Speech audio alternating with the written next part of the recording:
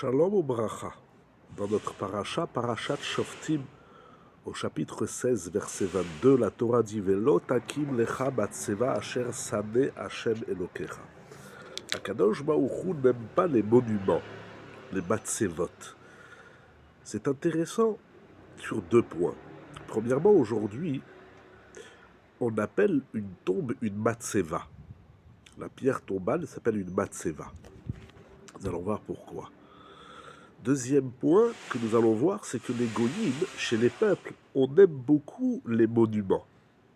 Chez les juifs, il n'y a pas beaucoup de monuments. Éventuellement, on a le Kotel à Ma'aravi. On a le mur en Eretz Israël à Yerushalayim. Les Français traduisent le mur des lamentations, c'est dramatique, c'est pas le mur des lamentations. C'est le mur où on se retrouve avec Akadosh Baruch Hu, c'est le mur de la Simcha.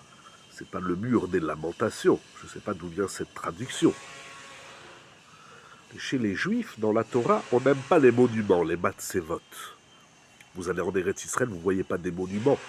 Vous voyez des paysages, vous voyez le Kotel, vous voyez les yeshivot, il y en a qui vont sur les tombeaux des tzadikim. Il n'y en a pas des monuments. En France, il y a les cathédrales, la tour Eiffel. Dans chaque ville, il y a le monument de Charles de Gaulle ou je ne sais de qui. Dans la Torah, il n'y a pas des matsevot. Pourquoi ? Ramoshe Shtenbourg, dans son livre Biurim ve'Anagot sur la paracha, dit qu'on peut lire ce commandement de la Torah par allusion, c'est-à-dire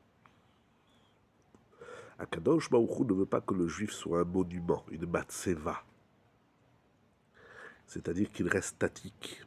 L'homme se doit toujours d'avancer, d'évoluer. Akadosh Baruch Hu n'aime pas que l'homme y reste toujours sur la même position. L'exercice de chaque juif, c'est d'avancer dans la vie, c'est d'évoluer, ne pas rester au même endroit sans bouger. Il y en a, ça fait 100 ans, ils sont pareils, ils n'ont jamais rien changé dans leur vie. Lorsqu'on parle du couple, par exemple, on veut changer l'autre. Moi, je veux rester comme je suis, je veux que toi, tu changes. C'est dramatique. D'abord, si tu veux que l'autre, il change, change-toi le premier, la première.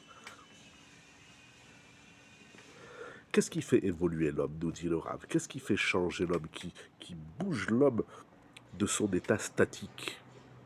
C'est les épreuves, c'est les nisyonotes.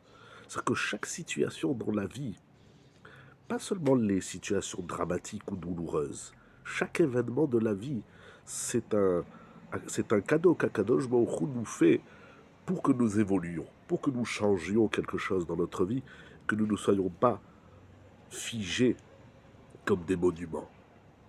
À l'approche de Rosh Hashanah, il nous dit le Rav, c'est ça tout le din de Rosh Hashanah. À Rosh Hashanah, l'homme, il est jugé pour savoir combien il a évolué par rapport à l'année dernière. C'est pas ce que tu as fait la Torah et les mitzvot. Si tu fais 100 ans la même Torah, les mêmes mitzvot, tu n'as rien évolué, tu n'as rien changé dans ta vie.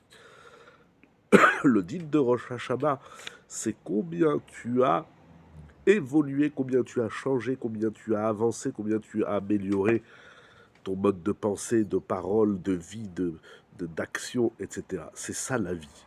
La vie, c'est de ne pas rester figé comme une statue, comme un monument figé qui est là et qui ne bouge pas. Un juif, ça bouge. Pas seulement géographiquement, mais ça bouge dans sa tête, dans son corps, dans son esprit, dans sa vie. C'est ça qui est magnifique.